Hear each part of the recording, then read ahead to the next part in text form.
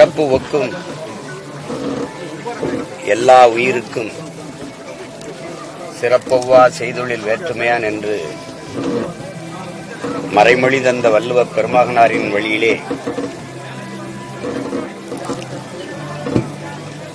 பிறப்பின் அடிப்படையிலே உயர்ந்தவன் தாழ்ந்தவன் என்று பாகுபாடு பாராட்டுகிற வேதம் கற்பிக்கிற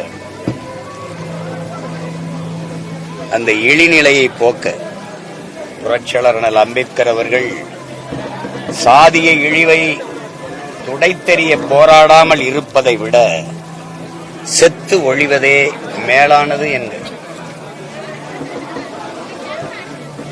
தமிழ் சமூகத்தில் ஒருவன் தாழ்ந்தவன் ஒருவன் உயர்ந்தவன் என்று கருதுவது என்பதே மிகப்பெரிய பேர் இழிவாகும். தமிழன் பெருமைக்குரியவன், காரணம் அவன் தமிழ் குடியில் பிறந்ததனாலேயே அவன் பெருமைக்குரியவன் என்கிறார் புரட்சி பாவலர். நான் உயர்ந்தவன் அவன் தாழ்ந்தவன் என்றால் அங்கே சக மனிதன் தாழவில்லை, என் தமிழ் தாழ்கிறது, தமிழ் பேரினம் தாழ்கிறது என்பதுதான் தமிழ் தேசிய இனப்பிள்ளைகள் எங்களினுடைய நோக்கும் கோட்பாடு. அதனால் சக மனிதனை தாழ்த்தி வீழ்த்தி சுகம் காண்பது என்பது மாநில குலத்திற்கு பிடித்திருக்கிற மனநோய் என்றுதான் கருத வேண்டும். அந்த அடிப்படையில் தமிழர்கள் நாங்கள் தாழ்த்தப்பட்டவர்கள் அல்ல, தாழ்ந்தவர்கள் அல்ல, தாழ்த்தப்பட்டவர்கள் தான். அந்த சொல்லே கவனித்தால் தெரியும், தாழ்த்தப்பட்டவர்கள் என்றுதான் இருக்கிறது. அப்ப தாழ்ந்தவன் அல்ல, என்னை தாழ்த்தியவன் எவன் என்ற கோபம்தான் இந்த தலைமுறை தமிழ் பிள்ளைகள் எல்லோருக்கும் எழுகிறது. அப்படித்தான் தாத்தா இமானுவேல் சேகரன் அவர்களுக்கும் எழுந்த ஒரு பெரும் கோபம், பெரும் தீ அது. அப்படி சாதிய இழிவையும் தீண்டாமை கொடுமையையும் துடைத்தெறிய களத்திலே நின்ற ஒரு பெரும் போராளி நம்முடைய தாத்தா இமானுவேல் சேகரனார் அவர்.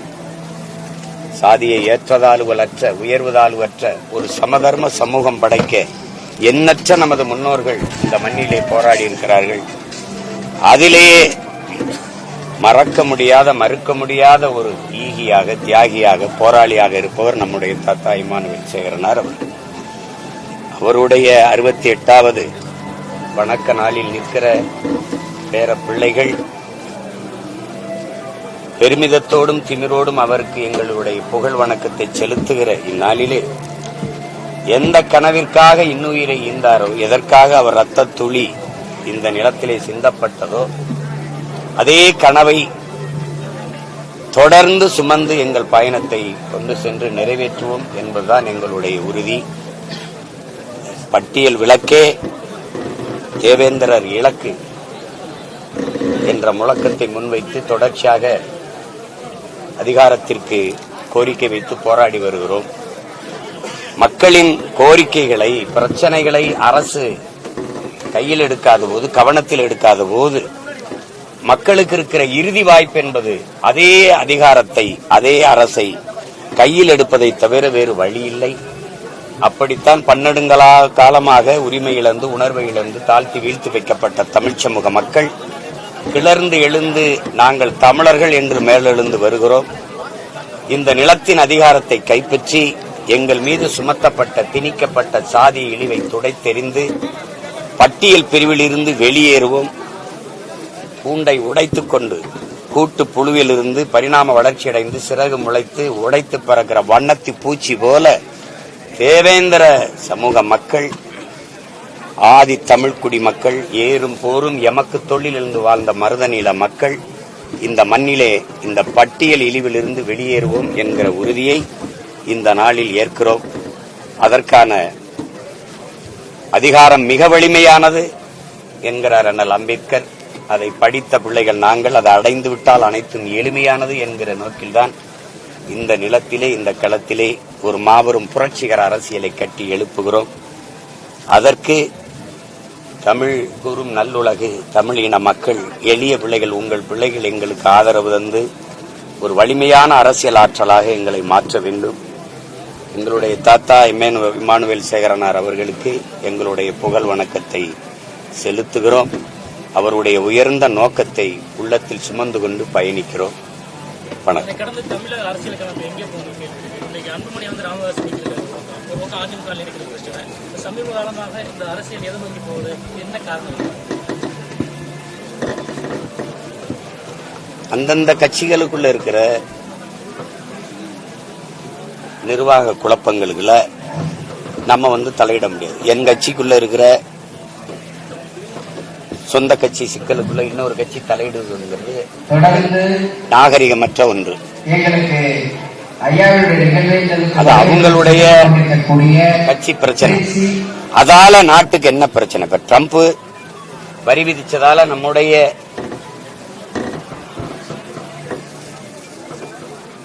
தொழில் பாதிக்கப்படுது, நெசவு தொழில் பாதிக்கப்படுது, ஏற்றுமதி தொழில் நசிந்தது, நம்முடைய மக்கள் தொழில் முடங்கி வாழ்வாதாரத்தை இழக்கிறார்கள் என்பது மக்களை பாதிக்கிற பிரச்சனை. விளை வச்ச பொருளை கொள்முதல் செய்வதில்லை, கொள்முதல் செய்யும்போது உரிய விலை கொடுப்பதில்லை, வாங்கிய பொருளை ஒரு பாதுகாப்பு கிடங்கு கட்டி சேமிப்பதில்லை என்பது மக்களுக்கு பிரச்சனை. அதெல்லாம் பிரச்சனை. மின்கட்டண உயர்வு பிரச்சனை, சொத்து வரி பிரச்சனை, அதெல்லாம் தான் பேசணும். அதை விட்டு அந்த கட்சிக்கு பிரச்சனை.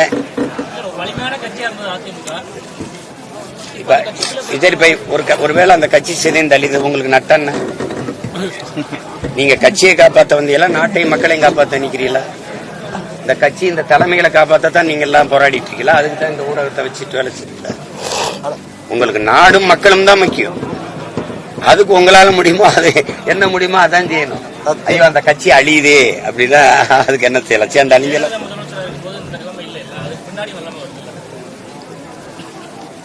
அதுக்கு இப்ப நான் என்ன சொல்லணும்னு நினைக்கிறீங்க? தூய்மை பணியாளர்கள் தொடர்ந்து கைது செய்யப்படுறாங்க. தூய்மை பணியாளர்கள் தொடர்ந்து கைது செய்யப்படுறாங்க.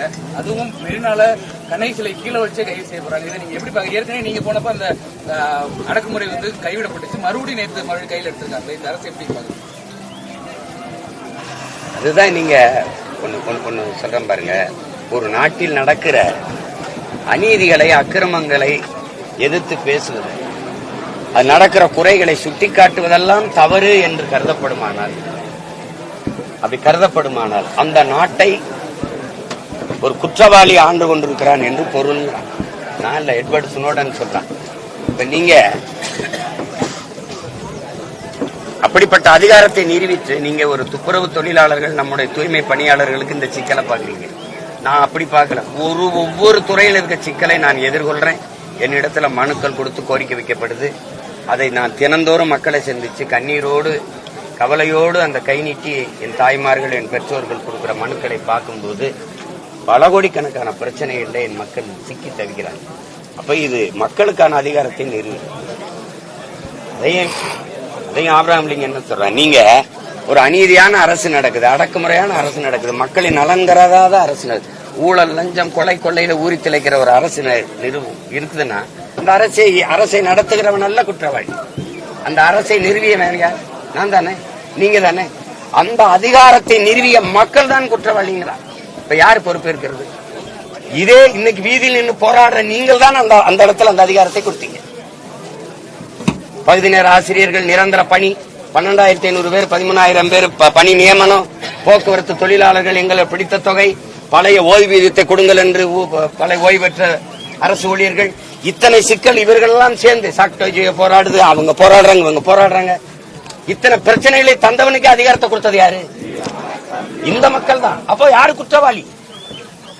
அப்ப இனிமேலாவது அந்த தவறை செய்யாம நீங்க திருந்தணும். இல்லைன்னா இப்ப 1 லட்சம் போராட்டமாக இருக்கிறது, அப்புறம் 10 லட்சம் போராட்டமா மாறும்.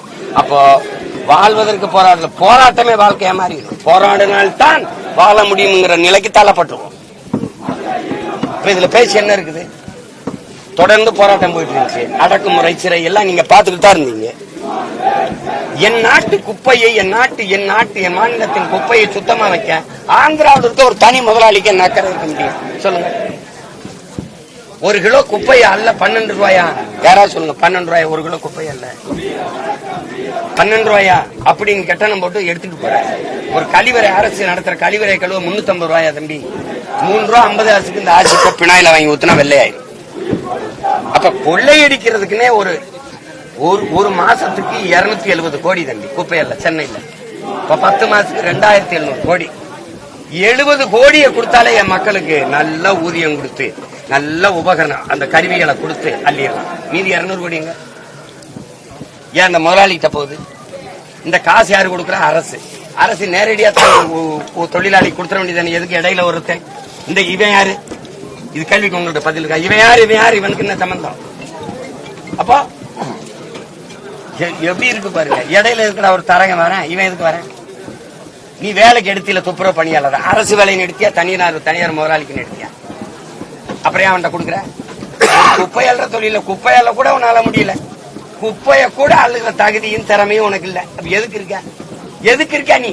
பள்ளிக்கூடம் நடத்த மாட்டா, மருத்துவமனை நடத்த மாட்டா, போக்குவரத்து நடத்த மாட்டா, மின் உற்பத்தி விநியோகம். நம்ம ஊர் கமிதியில மின் பூங்கா போட்டிருக்காள் யாரு? எத்தனை ஆயிரம் கோடி? 5000 ஏக்கர் 20 கிராமத்தை வெளியேற்றிட்டு போட்டிருக்காப்ல. மொத்தமாவே 4500 கோடி தான் முதலீடு பண்ணிருக்காப்ல. அந்த 4500 கோடி காசு தமிழ்நாட்டில் இல்ல. சாராயம் மட்டுமே இலவ 50,000 கோடி. எல்லாத்தையும் தனியாற்ற கொடுத்துட்ட. சாராயம் காய்ச்சறதையும் வச்சிருக்க, சாராயம் விற்கிறதையும் வச்சிருக்க. வேற படிக்கிறத தனியாற்ற கொடுத்துட்ட, குடிக்கிறத நீ வச்சுக்கிட்ட.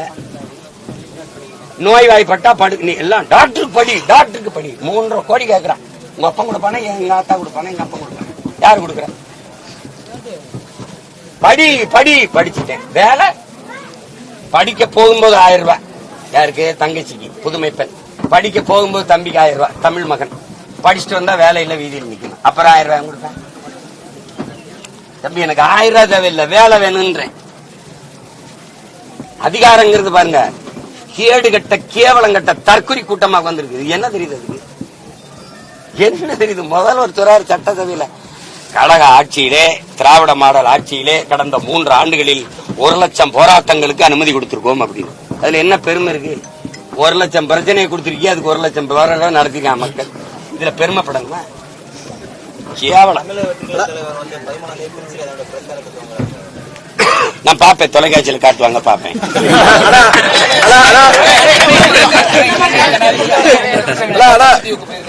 இதுவரைக்கும் யாரும் போகல. நமக்கு ஒரு நம்பிக்கை இருந்துச்சு, எப்படி இருந்தாலும் கட்சித்தீவு மீட்டு கொடுப்பாங்கன்னு. ஏன் உங்க நம்பிக்கை இல்லாம போயிடுச்சு? நம்பிக்கை இல்லாம ஏன் போயிடுச்சு? உங்க அண்ணன் முதலமைச்சர், தமிழ்நாடு முதலமைச்சர் ஆனா அவன் நீ வச்சுக்கன்னு தர்றானா? அவன் எடுத்துக்கந்தான். அன்னைக்கு நான் சீஃப் மினிஸ்டர் தமிழ்நாடு இதே அன்னதாஸ் குமார் வர சொல்லு. அதுக்கு முன்னாடி நான் போய் உட்கார்ந்துருப்பேன். என்ன நீ தடவை ஆட்டம் காட்டுறவன், அவன் மேல இருக்கிறவன் கொடுத்ததுக்கு உங்க ஒப்பந்தம் சொத்தாடான்னு கேட்க இருங்க. அவனுக்கு ஒரு உலக துணி இல்லை. இது ஏன் நீளம்?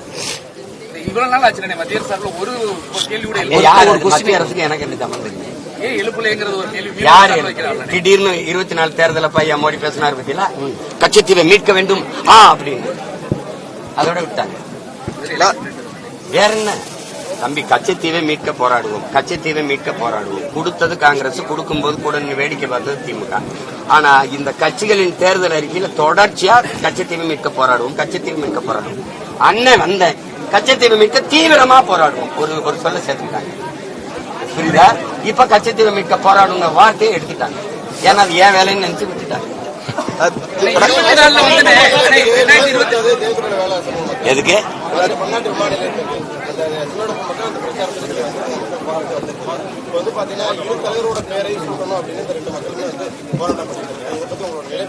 இல்ல அது தமிழ் சமூக ஓர்மை நீங்க பாக்கணும். எது பெருமைக்குரிய அடையாளம் பாக்கணும். நம்ம நீங்க எப்படி பாக்கணும்? நான் என் பாட்டன் சுந்தரலிங்கனார் தான் பெருமைக்குரிய குறியீடா பார்ப்பேன்.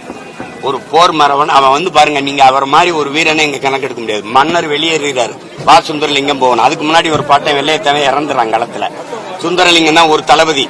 நீ வா சுந்தரலிங்கம் போகணும். மாறுவிடம் விட்டு மன்னர் போகும்போது நீங்க வேணா போங்க, நான் வரல, என்னைய தாண்டிதான் வெள்ளக்காரன் இந்த கோட்டையை தொட முடியும்னு ஒற்றை மகன கோட்டை வாசல் 8 நாள் சண்டை போட்டு மாண்டவன். புரியுதுன்னு நினைக்கிறேன் உங்களுக்கு.